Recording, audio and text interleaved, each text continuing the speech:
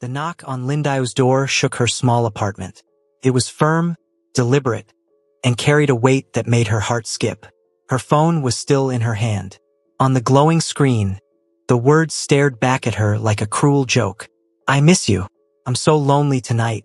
I wish you were here to hold me, to make love to me until the night fades away." Her chest tightened. She blinked hard, as if maybe she had imagined sending it. But the message was there, stamped and delivered. That wasn't supposed to happen. That wasn't supposed to bring someone here. Slowly, she dragged herself to the door and unlocked it. The hinges creaked, and there he stood, a tall Korean man.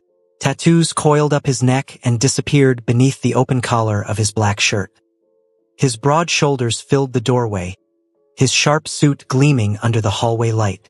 His eyes, dark, unreadable, and strangely magnetic, fixed on her with a weight that made her knees tremble.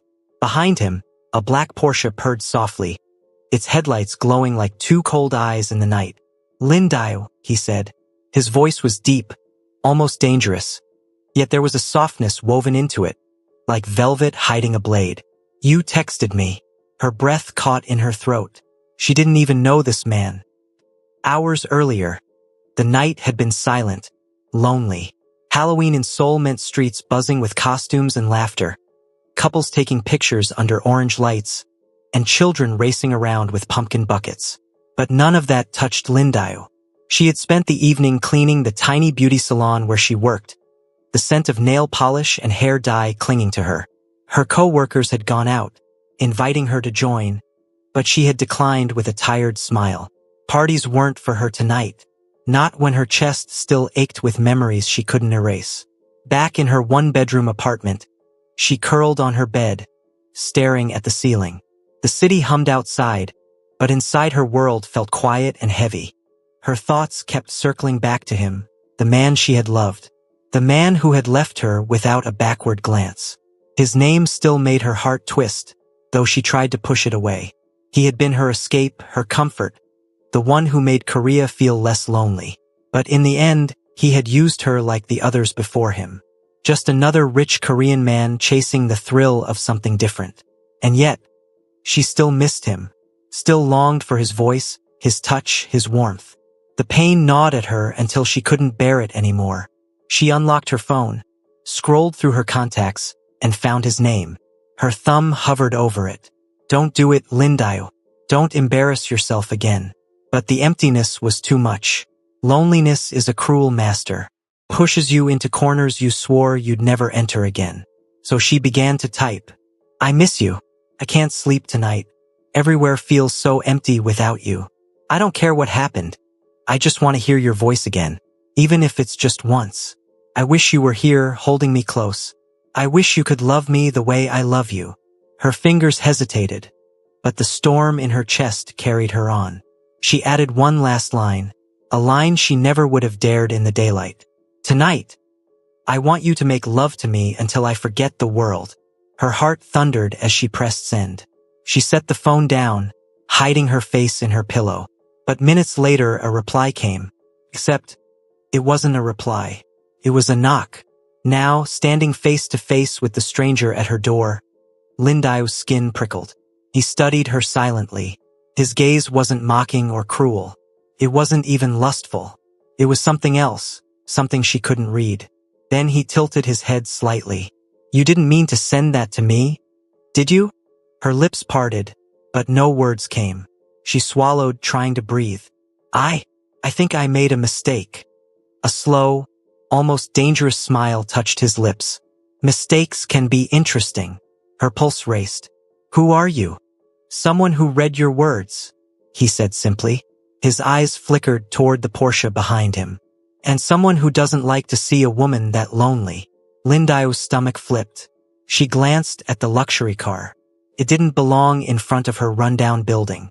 Nothing about this man belonged in her quiet life. "What do you want from me?" she whispered. "Nothing," he said. For a moment, his voice softened, almost mournful. "Your message. It reminded me of someone I lost. A woman who deserved better but never got it. My mother." His jaw tightened. His gaze darkened. My father broke her until there was nothing left. And when she died, I swore I'd never let another woman feel that kind of pain. The silence stretched between them. Lindao's fear tangled with curiosity. Who was this man? Why was he standing here, speaking so vulnerably to a stranger? He reached into his pocket and held out a key. A Porsche key. I don't know you, he said. But I know this, no woman who writes words like that should go unnoticed. Tonight, I want you to feel seen. Drive it. Keep it. Do whatever you want. Consider it a gift. Her mouth went dry. She shook her head quickly. No, I can't take that. His smile widened, but it wasn't cruel. It was almost gentle. You already gave me something, Lindao. You gave me honesty in a world where everyone lies. That's worth more than a car. Her heart pounded. She wanted to slam the door, to run, to scream. But another part of her wanted to reach out, to ask him who he really was. Because deep down, she knew this wasn't the end. This was only the beginning. Jinwoo leaned against the Porsche parked outside her building, the cool night air biting against his skin. The neon lights of Seoul flickered in the distance, painting the street in broken colors. But his mind wasn't on the city. It was on the words still glowing on his phone screen. I miss you. I'm so lonely tonight. I wish you were here to hold me, to make love to me until the night fades away. The message had arrived unexpectedly, cutting through the chaos of his evening like a whisper in the dark. At first, he thought it was a mistake. Women didn't send him words like that. Not women like her. Usually, when people contacted Jinwoo, it was for business, for power, for fear. But this message, it was raw, vulnerable. A woman pouring her heart into the night, desperate to be heard. For a man like him, a mafia boss who lived in shadows and violence, it was disarming, almost dangerous. He closed his eyes briefly, and for the first time in years, his thoughts went back to his mother. She used to write letters that were never sent, hidden in drawers, folded neatly beneath her clothes. Jinwoo had found them when he was a boy, words begging for love, words begging for freedom from a husband who treated her like property. By the time she died, those letters were the only proof that she had once dreamed of more. And now, reading this stranger's message, Jinwoo felt something stir inside him that he thought was long buried. Loneliness, sadness, and the haunting need to protect someone fragile from being broken the way his mother had been. Inside the apartment, Lindao sat on the edge of her bed, still shaken. She couldn't get his face out of her head. The tattoos, the sharp suit, the way his eyes had looked right through her. Why would he come here? She whispered to herself, hugging her knees. How did I even send it to him? She picked up her phone, staring at the number. It was so close to her ex's, just one digit off. Her stomach dropped. That small mistake had brought a stranger, no, not just a stranger, a dangerous man, to her door. Her instincts screamed to block him, delete everything, and pretend this had never happened. But her hands wouldn't move, because beneath the fear, there was something else. Curiosity. Jinwoo didn't leave. He wasn't the type to walk away once something caught his attention. Instead, he sat in his car, scrolling back to read the message again. He found himself memorizing each line, as if trying to understand the woman behind the words. I don't care what happened.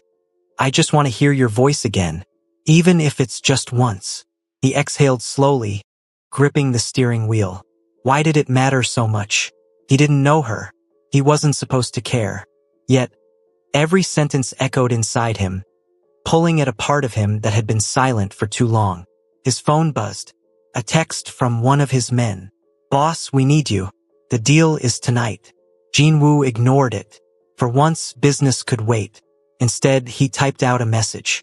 His fingers hovered over the screen, uncharacteristically hesitant. He was used to ordering, commanding, threatening. Not this. Finally, he sent it. You don't sound like a woman who should be alone tonight. The buzz of her phone made Lindao jump. She reached for it, expecting maybe her ex, maybe even a cruel joke. But when she read the words, her chest tightened. She hesitated, staring at the message. Should she reply? Every part of her screamed that this was dangerous. She didn't even know this man's name. And yet, she couldn't stop herself. I didn't mean to send that message to you. It was a mistake.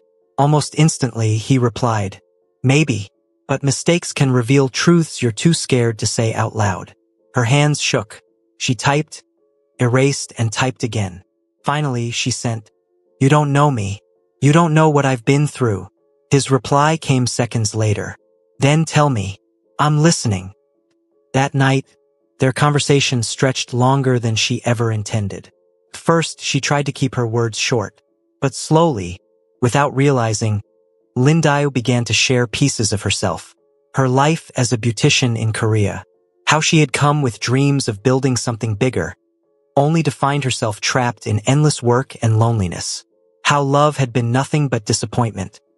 Men who used her, discarded her, and left her with nothing but scars. He didn't interrupt. He didn't flirt.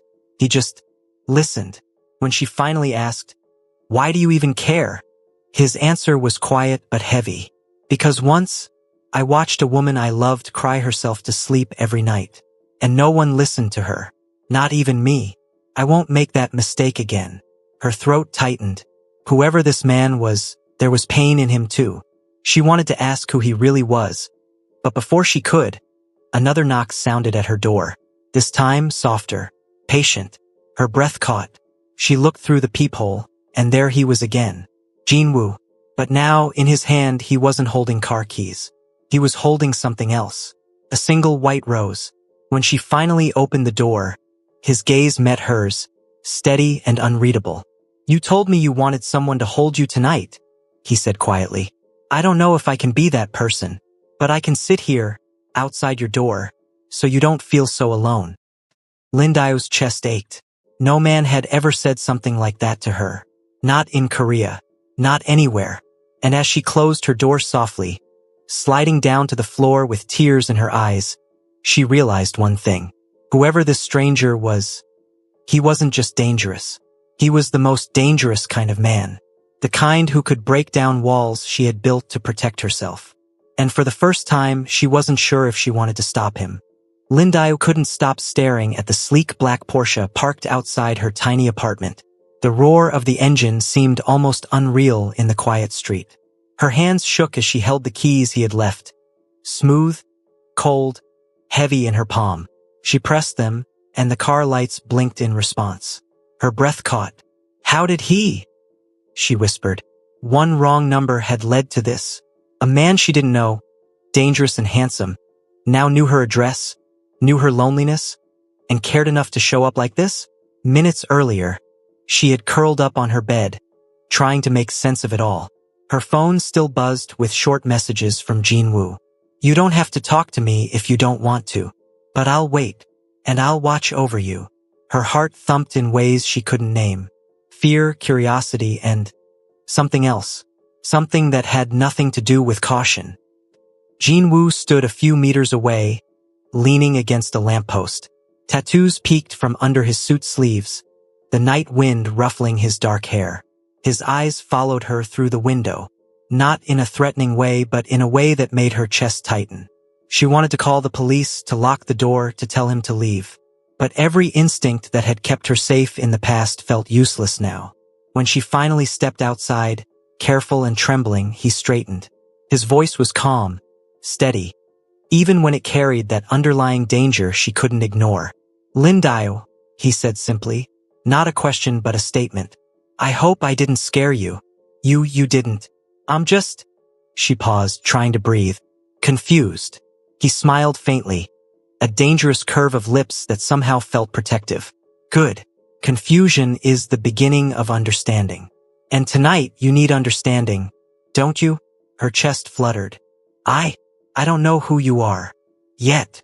His eyes softened for a moment, almost regretful. But soon you'll understand me more than anyone ever will. Over the next few days, Jinwoo began to appear in subtle ways. Not intrusive, not overly forward, but impossible to ignore. A coffee outside her salon, left anonymously on her desk with a note. For your long days, J. A bouquet of flowers at her doorstep, always white roses. No words, just a presence she couldn't explain. Lindayo's curiosity burned alongside her fear. She couldn't deny the strange thrill that ran through her whenever she spotted him from her window. And yet, the thought of who he really was, a man she didn't know, a man with shadows she couldn't see, terrified her. One evening, he appeared as she locked up the salon, leaning casually against his Porsche, watching her with those unreadable eyes. "You work too hard," he said quietly. "You deserve more than this life of constant exhaustion." She blinked. "Who are you? Really? Someone who knows what it's like to be trapped in a world that doesn't care about you." Her stomach twisted. The pain in his voice echoed her own loneliness, yet it carried a weight she didn't understand. She wanted to ask more questions, but words failed her. He didn't push. He just handed her another white rose and left, the engine of his Porsche fading into the night. Later, sitting on her bed, Linda held the flower, inhaling its sweet scent. Her mind raced. Every encounter with him pulled at something inside her. Fear, longing, curiosity, something dangerously like attraction. She thought of the wrong number, the text, the confession she had sent that had led to this. How had one small mistake brought a man like this into her life? And more importantly, why did it feel like he belonged there? By the weekend, she began noticing whispers on the street. Shopkeepers, neighbors, strangers passing by, glancing at the black Porsche and talking in hushed tones. Jinwoo's presence was not unnoticed. Fear and curiosity mingled in her chest. She wanted to run. She wanted to hide. But every time she tried to push the thought of him away, she found herself thinking of his voice, his eyes, the strange calm he radiated even when danger seemed close. For the first time in months, she wondered if loneliness could be something more. Something that drew her toward him, even if danger lurked beneath.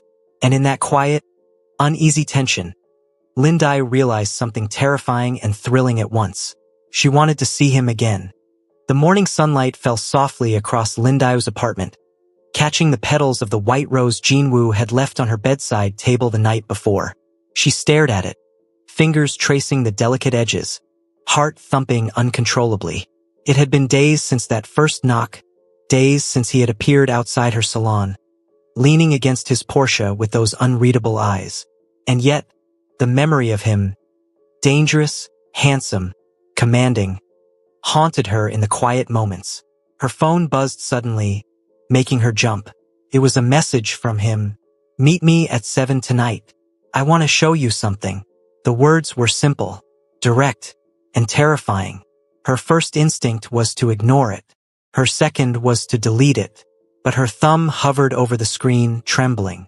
Curiosity, desire, and a strange sense of destiny battled within her.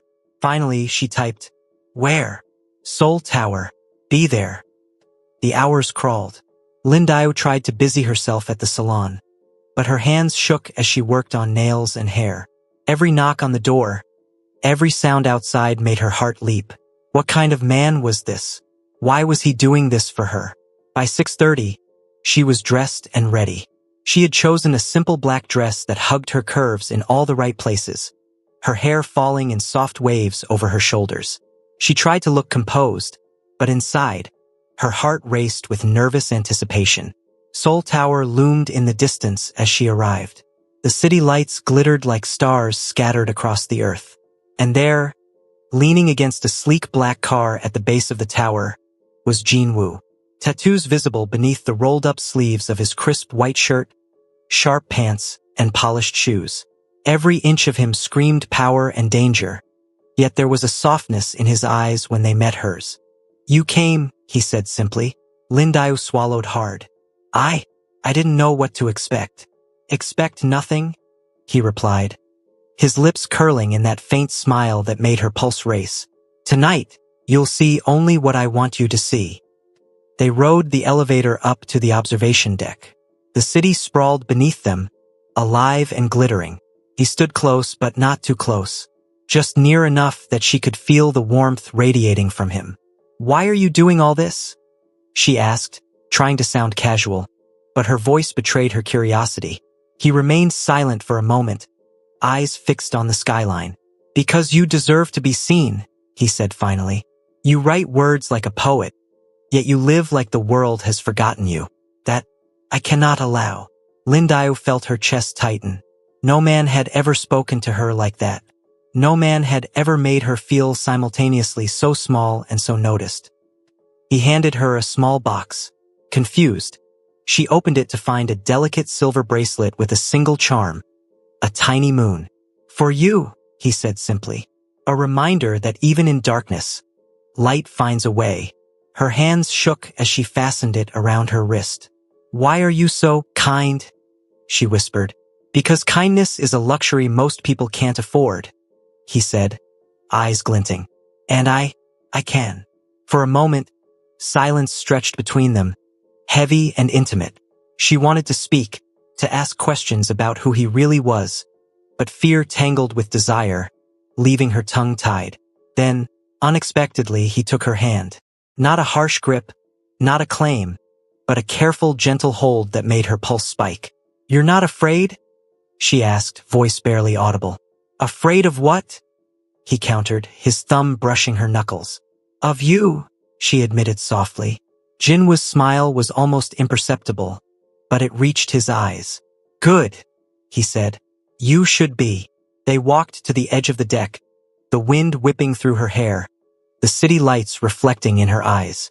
She could feel the tension coiling around him, the danger that radiated from every line of his body, and yet, the warmth of his hand anchored her.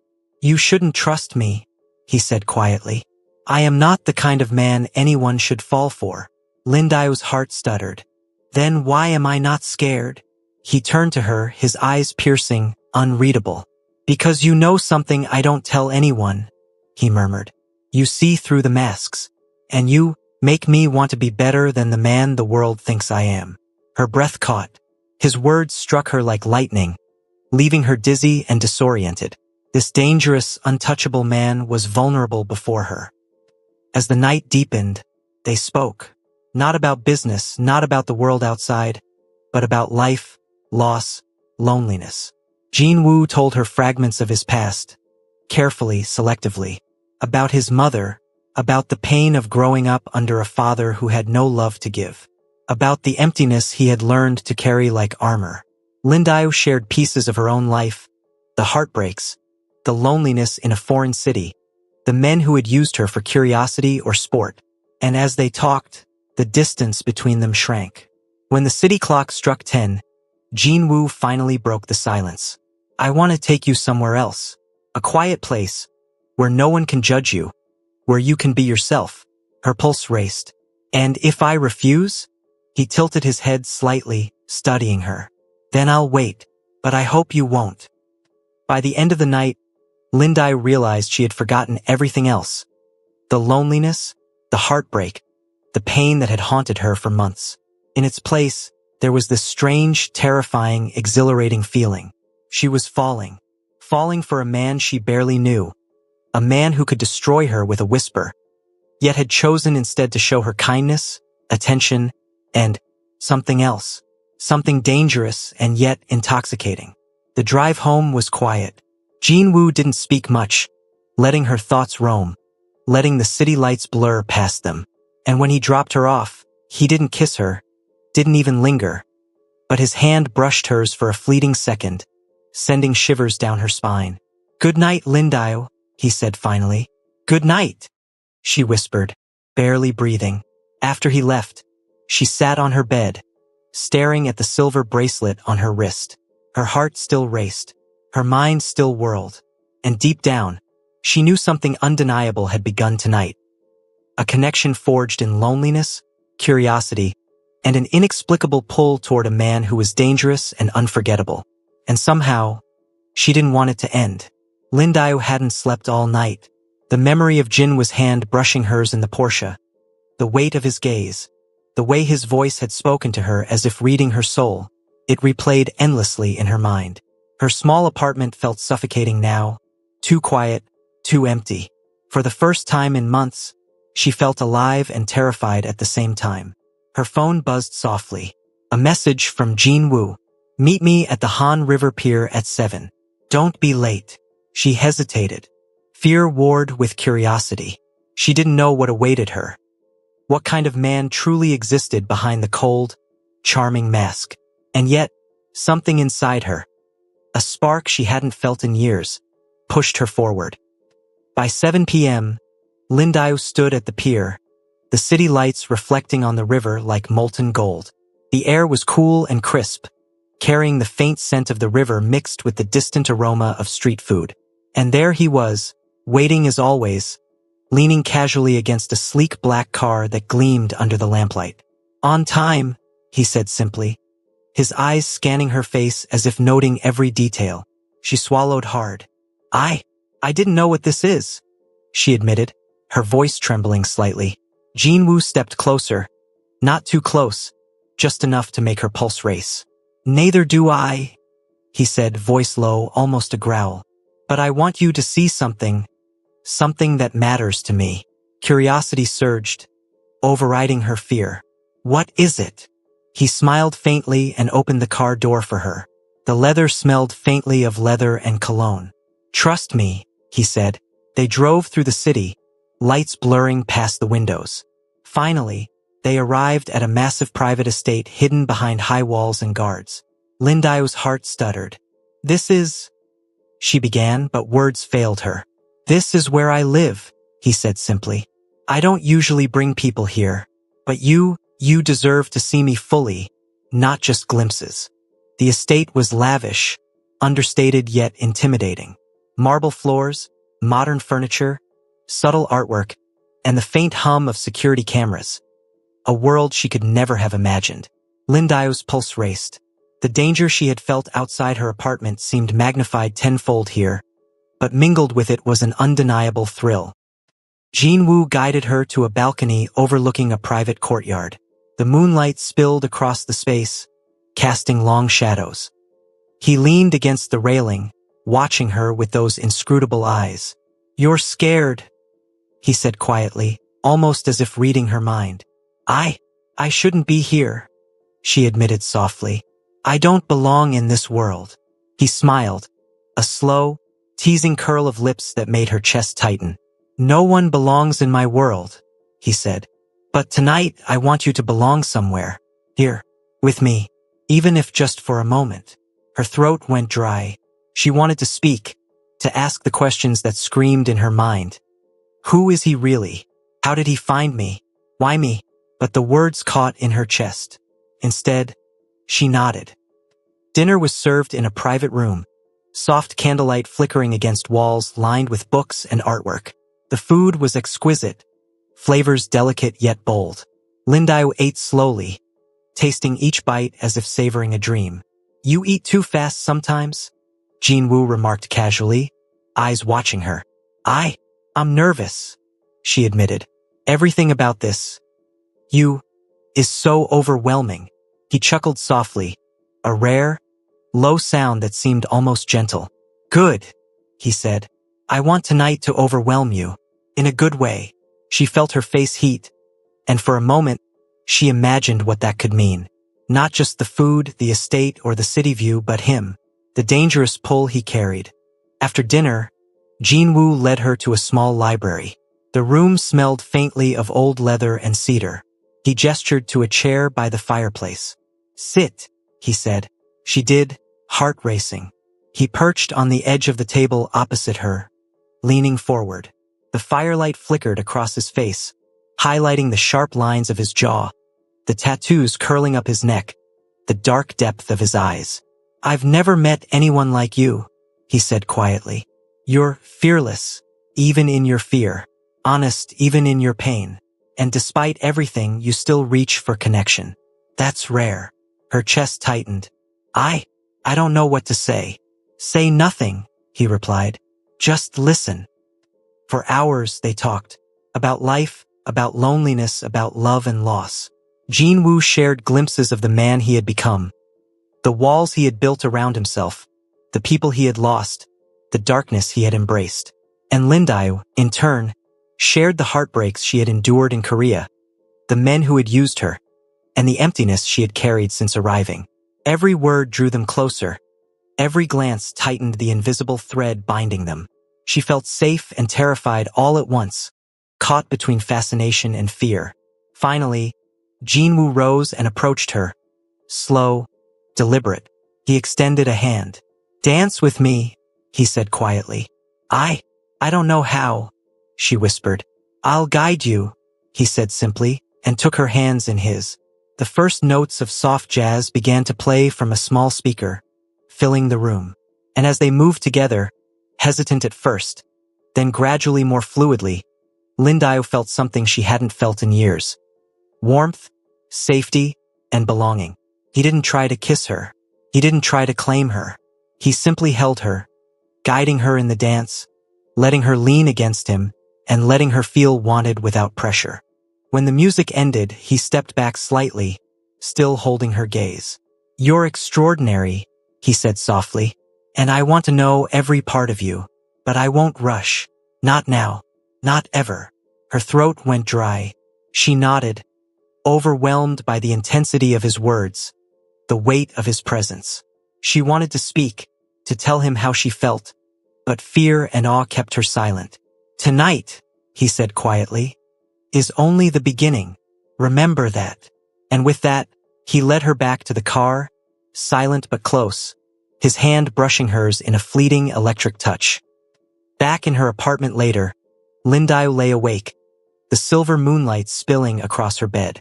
Her thoughts spun endlessly, about the estate, the firelit library, the dance, and the pull of a man who was dangerous yet tender, commanding yet careful. She traced the outline of the bracelet he had given her, the tiny moon catching the light. And deep down, she knew one terrifying, thrilling truth. She was falling for a man who could destroy her life in an instant. And she didn't care, because for the first time in a long time, she felt alive. Hello, besties. And just like that, Lindy West's lonely light turned into a shock she never saw coming. A Porsche, a mysterious man, and a life she never imagined. But is this the start of true love or something far more dangerous? Find out in episode 2. Thank you so much for watching. Kindly like, subscribe, and share.